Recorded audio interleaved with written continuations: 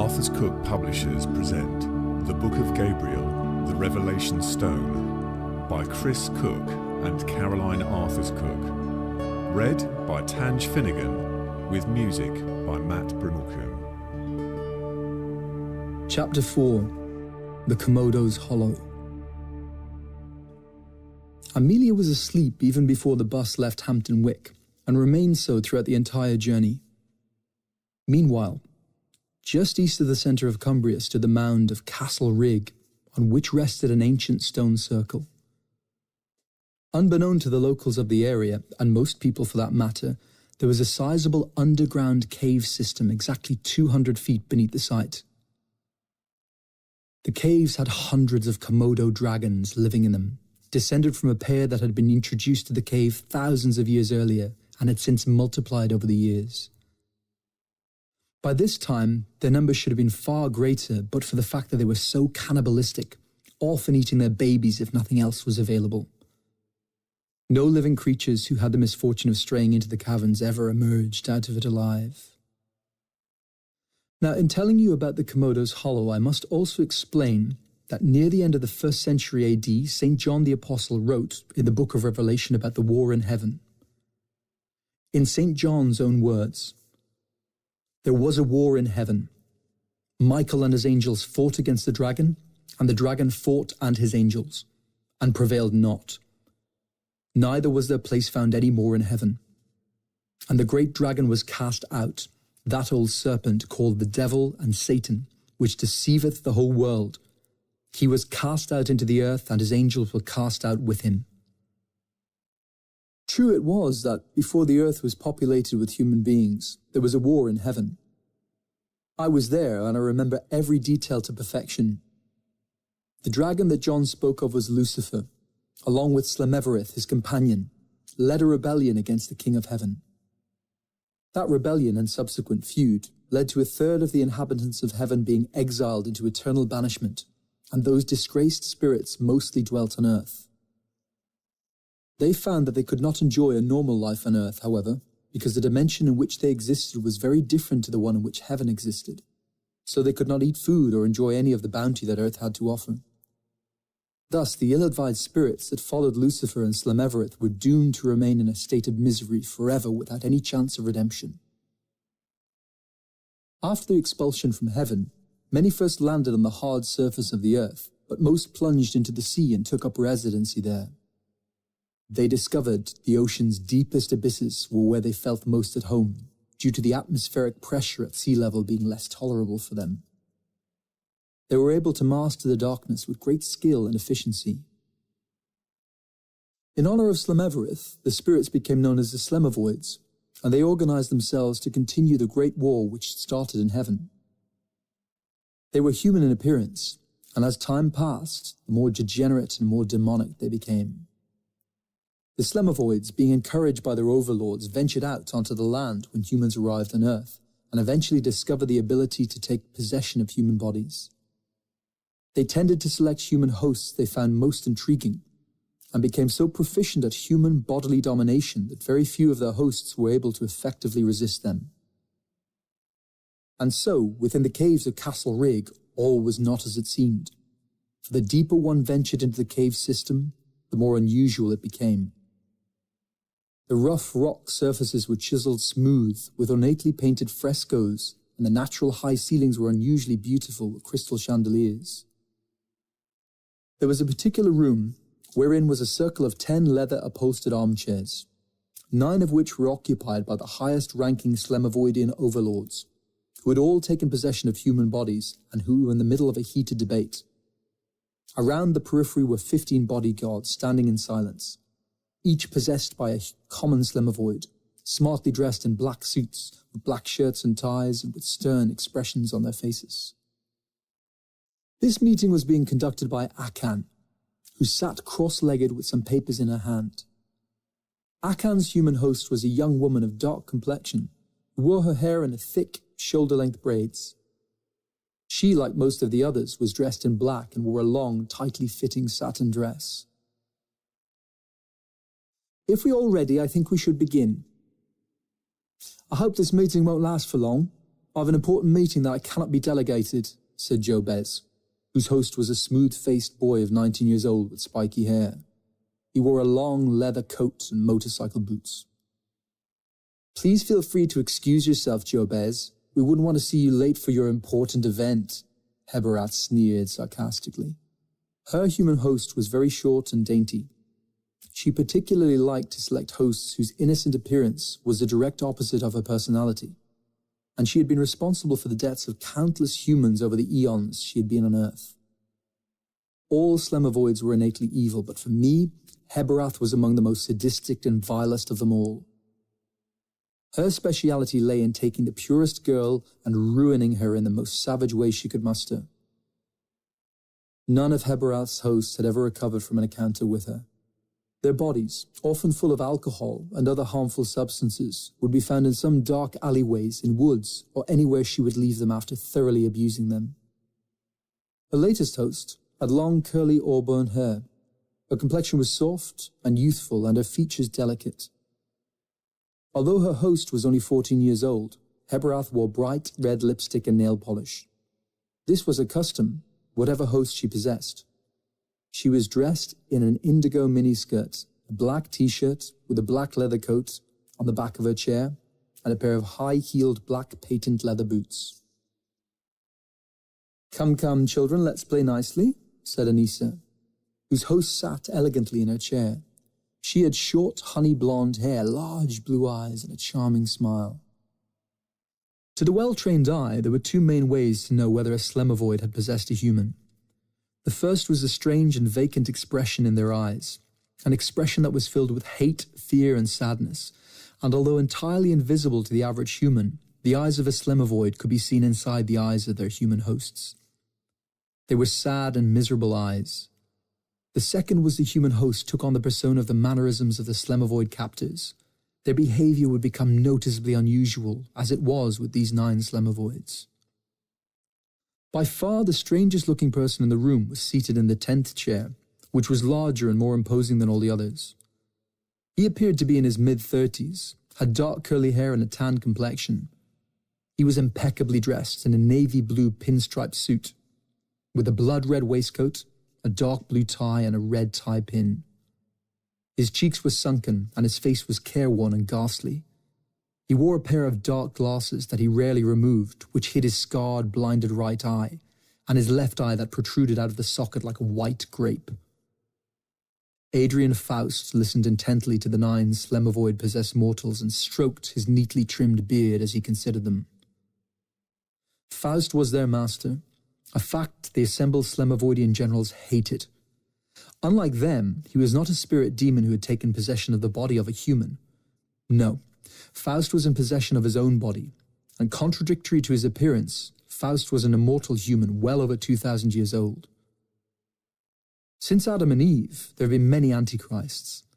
The first of all was Cain, who fell under the influence of Satan, the serpent. He rejected his identity as a son of God and became the first antichrist, killing his brother Abel. There would be hundreds through the years of Earth's history, and with the Book of Revelation, the Apostle John identified Faust as Antichrist number 666. Faust would be the last and most powerful of all antichrists. The people of your day were largely unaware that Faust had been behind the scenes, a motivating factor and inspiration to some of the most diabolical atrocities of all times. Faust sat quietly as all around him the others were engaged in loud debate. "We all know that the time is fast approaching for Nemria to meet Gabriel," said Akon, glancing down at her papers.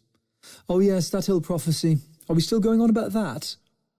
Jamal considered Heberath calmly before responding. He had taken possession of a man with a straight brown shoulder-length hair, and was dressed in a white shirt, a brown leather pilot's jacket, and grey flannel trousers. "Heberath, I think we all know that it's a foregone conclusion that the messenger will be making his appearance today.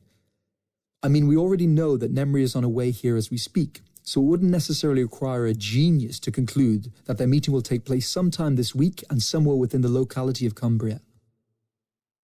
"Well, I'm not worried," said Casmel calmly.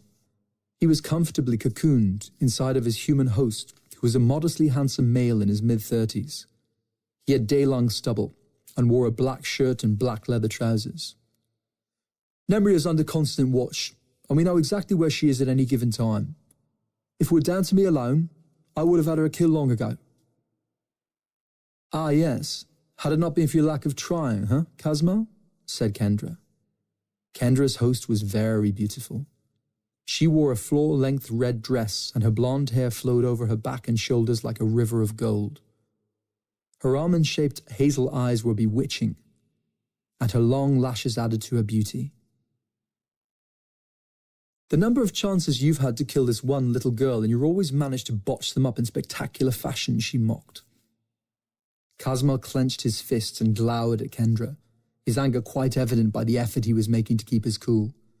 My point is, since she is under our constant watch, we will no doubt discover the moment Gabriel visits her, he growled disdainfully. I've never been interested in killing Nemria, said Hebrath. As I've always stated, the best way to destroy a human is not merely by putting an end to their lives. That's just so boring. It's got too predictable after the first couple of centuries on this miserable planet. No. If you know what you're doing, you can simply guide humans on a path of superb self-destruction. It's far more amusing. All except Faust chuckled loudly, and many clapped their hands in agreement. Dear Hebrath, you are delightfully cruel, and I like that. Akim giggled, leering at her. Akim had taken possession of the body of an unusually large man who was nearly 7 feet tall, with round face and equally round body. I'd say ours is more of a guidance role, guiding these human fools on the path straight to hell, causing further laughter. I, for one, have also had far more success getting the humans to destroy himself, and in recent times we've had a vast amount of tools at our disposal. It's as if some of them need very little encouragement at all, and to be honest, that's taken some of the fun out of the chase. Indeed, Akim. But at 15 years old, Nemria still seems to be unnaturally hanging on to that annoying innocence, where temptation is of little effect, and I should know I've tried enough. Faust looked across the table at Jamel, that statement having gained his attention.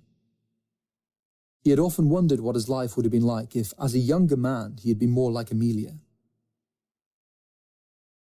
Furthermore, knowing how important Nemria is to his cause, the enemy has placed a veil of protection over her, continued Jamel, his tone more serious. The Slemevoids often refer to the Creator and his followers as the enemy. Sure, Jamal continued, we all know she must be killed, the sooner the better. But we can't take possession of her body, not to mention how heavily guarded she is. I know just how to get her, said Habriath calmly. I'm the best one here. I'm the best one to deal with Nemria, just leave it with me, she continued arrogantly. I'll perform such a work on her that she will be of no use to the enemy, and mark my words, she'll be dead by this weekend. Every year, scores of attempts at Amelia's life had all proven to be inconclusive, and Faust was becoming impatient.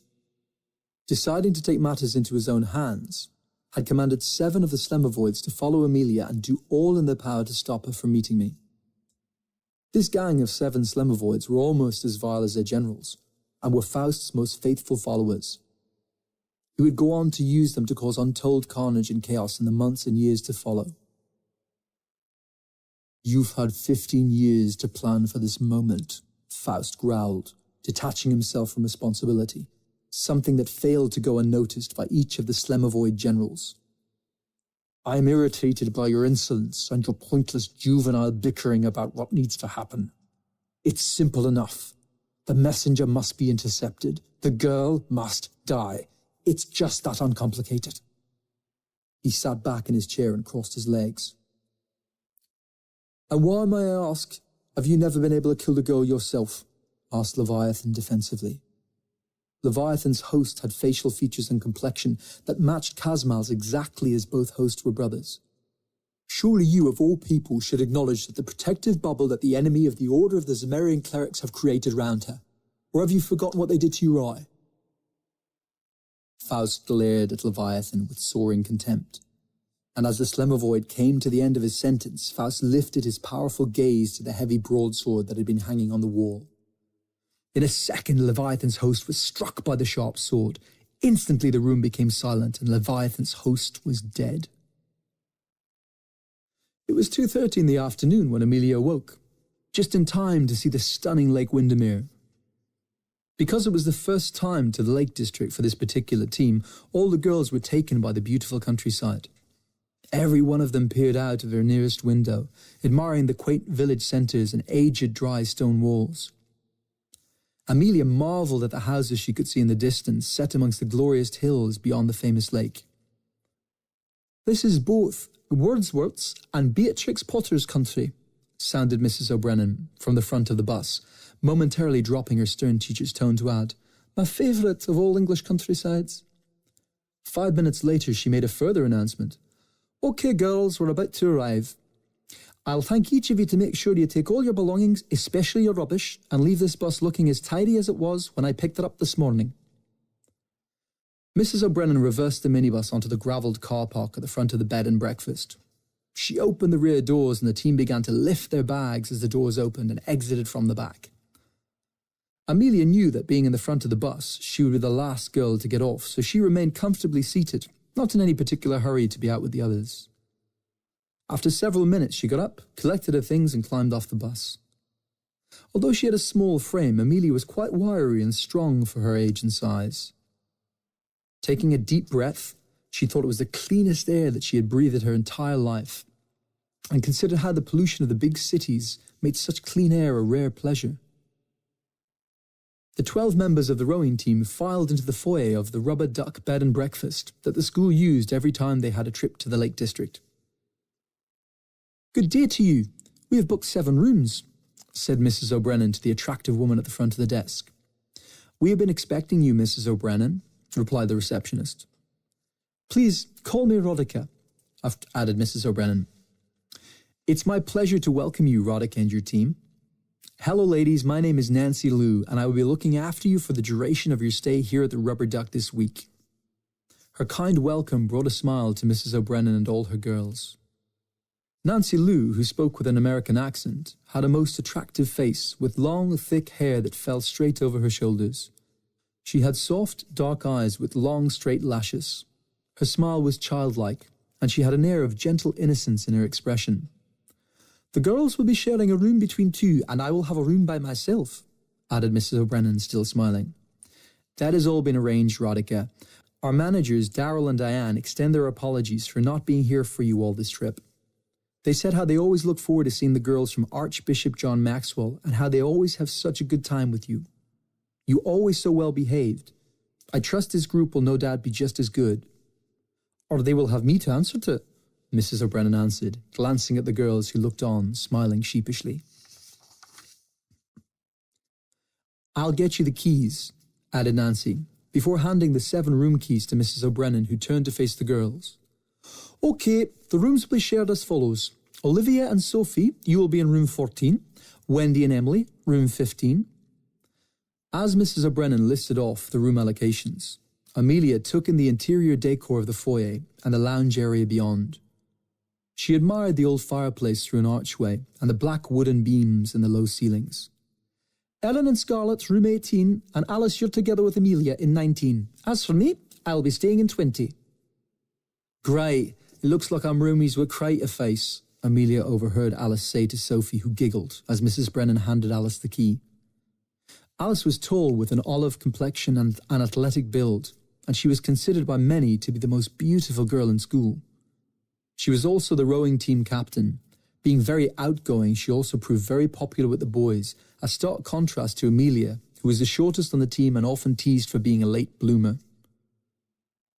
"Please let me get you some assistance with your bags," said Nancy.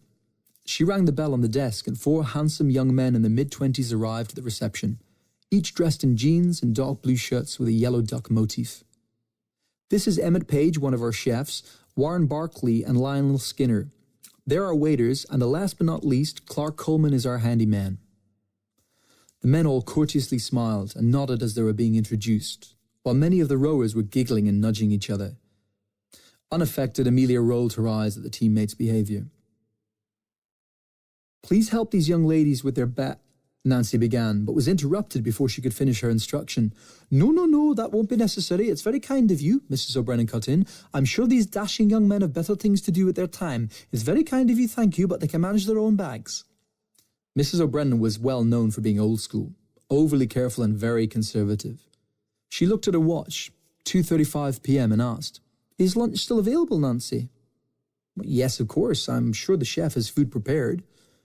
Mrs. O'Brien turned her attention back to the girls, several of whom looked visibly deflated as the men walked away. Girls, please take your things to your rooms, and we should aim to meet in the dining area in 20 minutes. We have no time to waste. Lunch will be at 3 p.m. sharp. I then want us to go and take a look at the boats, maybe even take a couple of them out in the lake before it gets too dark. Now come along. Olivia and Sophie, please lead the way. The girls followed Olivia and Sophie up the stairs, carrying their luggage, with Mrs. O'Brien following behind them. Amelia dreaded sharing a room with Alice because she had been the one to initiate the bullying back in Year 7. Even though Amelia had become more accustomed to her own company, whether she cared to admit it or not, she desperately wanted to fit in. Room 19 had 2 single beds with white covers and lots of pillows. Alice headed straight for the bed closest to the window, sitting down immediately claimed the spot as her own. Amelia placed her bag on the floor next to the bed. Well, aren't you the lucky one? Alice said, forcing a smile and attempting to sound natural enough. It was the first time the two girls had been together in a long time, and it made for an awkward moment, and potentially the first of many more such moments for the following days. Lucky one? Amelia asked, a puzzled expression evident upon her face. Lucky to be sharing a room with me, of course, Alice explained as she got up from the bed and started unpacking her bag. Amelia did not know quite how to respond and tried to smile. Well, that was perhaps the most obnoxious thing I've ever heard her say, she thought, as she unclipped her rucksack and pulled the toggle on the drawstring. And I've heard her come out with some crazy ones. She smiled as she spotted the cuddly blue toy rabbit her father had given her on the day she was born, and which she had slept with every single night. Mum must have snuck you into my bag, she thought, and put it beneath the heap of pillows. As she did, she noticed Alice had stopped unpacking her things and was looking at her. I'll take the wardrobe. You can have the chest of drawers, Alice said, avoiding direct eye contact, and hung her jacket on a hanger. The matter was settled and in no need of debate. But as she returned to putting her things away, Alice considered Amelia, who did not seem to mind how little space she had. Though Amelia had often cast it out of her mind each time it entered it, she had been bothered by the fact that had it not been for a rather silly and childish misunderstanding between them some years earlier, they might have remained good friends. She reflected on how they had been such good buddies in junior school, until her first school term at Archbishop John Maxwell, where the dynamic in their relationship had drastically changed. As a direct consequence of Alice's popularity among the girls, they had all followed Alice's lead, and nearly 4 years later, what started out as ignoring Amelia steadily increased to calling her names and other bullying behaviour which had gotten out of control with the other girls. Deep down, Alice knew that she had been the instigator of such unkindness towards Amelia, but until that moment had not known how to rectify the situation. As they both unpacked their bags, she decided to work at being pleasant for a change. Amelia, look, I know we haven't got along with each other for ages, but hopefully by the end of the trip, perhaps I can get you to not be such a square. We might even be friends again, Alice offered. That'd be nice, Amelia mumbled, pushing towards the drawer. Her back was turned away from Alice, and her brief smile faded as she thought of just how genuine Alice was being. I'm so totally in love with these guys, said Alice, as she took a large frame photo of her with the Backstreet Boys out of her bag and turned it to show Amelia. Daddy got me 3 tickets to go and see them in concert for my birthday. Wow, looks like you're the lucky one, Amelia said, deciding to make an effort. Where did you get that photo done? Well, as you know, it was my birthday on the 20th of March, and I usually get loads of presents, but this year I didn't have anything waiting for me when I woke up, and I was actually beginning to think they'd forgotten my birthday. Then after they got home from work that day, I still hadn't gotten happy birthday or gifts or anything. Finally, I got really upset and accused them of forgetting my birthday, and then they started to look all surprised as if they'd literally forgotten. Can you imagine? I was so disappointed and was crying, and then Daddy took out a birthday card from his briefcase and I opened it to find 3 tickets to Irving Plaza, New York City. I love them all. They're so completely hot. Do you like the music? Alice put the photo on the bedside table nearest her bed. I guess. Amelia turned back to putting her clothes away. She preferred the classic 80s genre and Motown, the kind of music her parents listened to most of the time, but she didn't want to admit it. What's your favourite Backstreet Boys song? Amelia began hesitatingly, unable to think of a single title. I haven't really got one, to be honest. What about Shape of My Heart? Alice began, thinking she may have found some common ground with her old friend. Amelia had a glazed look in her eye. I Want It That Way? Alice continued, surprised Amelia hadn't known the first. With a look of despondency evident in her expression, Alice pressed with, You must know, as long as you love me. She sang the line, hoping for a glimmer of recognition. Amelia, really? Alice was exasperated. Come on, you've got to know Backstreet's Back. It's like their most famous song of all. Amelia shrugged her shoulders. What can I say? I'm more into the earlier stuff. Oh, you were entirely hopeless, Alice huffed. Having completed her unpacking and decided not to wait for Amelia, she left the room. Well, I suppose that could have gone worse, Amelia muttered as she folded her rucksack and slid it beneath her bed before following Alice back downstairs. Amelia was the last of the girls to arrive for lunch, and immediately noticed that Alice had sat in the chair next to Ruby. The girls looked in her direction and began to giggle as she approached the dining area. She knew Alice had probably said something about the talk they just had in the room, but not wanting to make an issue about it, she walked towards the empty chair next to Ava and gingerly sat down. Ava was still giggling as Amelia straightened up and turned her attention to the menu, accustomed to being the brunt of their jokes. Have you all decided what you're having? Asked Mrs. O'Brennan as she made her way into the dining area. Amelia felt quite hungry since she had only managed one mouthful of her birthday breakfast. The all-day breakfast looks great, she thought as she scanned the menu, but her mind was instantly made when she saw eggs royale. Just then, one of the attendants walked over from the kitchen and stood next to Mrs. O'Brien's table. He had not been among the staff that had been introduced to them earlier. He was tall and very handsome, with shoulder-length blonde hair and striking brown eyes. He looked as though he had gone unshaven for days by the amount of stubble on his face, and the girls' attention was immediately drawn to him. We don't have all day, girls, Mrs. O'Brennan said as she turned to the handsome waiter.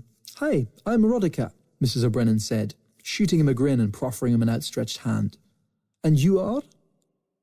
Well, madame, I am Claude, he said with a French accent. He shook her hand and gently returned the direct eye contact she was giving. There was the sound of a wolf whistle from where the girls were sitting. Then some giggled as they noticed how red Claude's face suddenly became.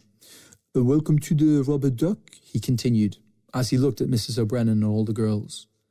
I will be your waiter and am one of the chefs. I hope you will all enjoy your stay here, he added. To her surprise, even Amelia found his accent appealing, and she did not want to take her eyes off him. I'll have the all-day breakfast, said Mrs. O'Brennan, closing the menu. A fine choice, Rodica, Claude said. And for you, mon chéri? He said, turning his full attention to Amelia. She mumbled, still captivated by his eyes and suddenly becoming aware she was staring. She was so flustered that she knocked over a glass of water with the menu in her hands. Oh dear, she cried out, instantly embarrassed. I'm so clumsy. She quickly reached to pick up the near-empty glass of water, unable to stop the water flowing off the edge of the table and dripping onto the floor. Please do not worry, mademoiselle, he reassured. He picked up the glass and gently placed it back on the table and presented her with a kind smile that melted her heart. The girls just stared as they had never seen Amelia so agitated. I will get that cleared up for you in no time. But what would you like for lunch? Claude asked. Well, I think I'll have the eggs royale, please, Amelia said, now focused on the dessert portion of the menu, trying to disguise her growing embarrassment. My personal favourite, Claude said, holding out his hand to take the menu from her. Oh, really? It's mine too, Amelia replied, eventually folding and giving it to him. Eggs royale. That sounds interesting. I think I'll have that as well, Alice announced, drawing Claude's attention towards her and the other girls. And me, added all the other girls at once. So have you worked long here? Alice flirted. No, only a few days, actually, replied Claude politely. Come now, let the good man carry on with his work, or we'll be ever later getting out on the lake, Mrs. O'Brien said sternly. Oh, Claude, could I change my order, please? I think I'd like to try the eggs royale. Mrs. O'Brien added in a softer voice, glancing over at Amelia with a smile. Okay, that's 13 eggs royale coming up. It would be 20 minutes, added Claude as he disappeared into the kitchen. Amelia could not believe how unhinged she had become in Claude's presence, and felt sheepish recalling how she had judged the other girls when they'd been giggling about the other men earlier. As promised, Claude, Emmett, Nancy and Warren re-emerged with 12 plates of food, each one skillfully carrying 3 plates. They were met by more whistling and cheers from the excited teenage girls. Each plate was loaded with 2 portions of perfectly cooked muffins, smoked salmon, eggs and hollandaise sauce. Claude returned again with the 13th plate and placed it in front of Amelia. Her mind again returned to Mary's efforts that morning and wished she could have had a little more time before leaving. Within 30 minutes, Mrs. O'Brien and the girls had eaten very well, and in what seemed like just a few minutes, had all finished. Soon afterwards, they began to head over to Lake Windermere.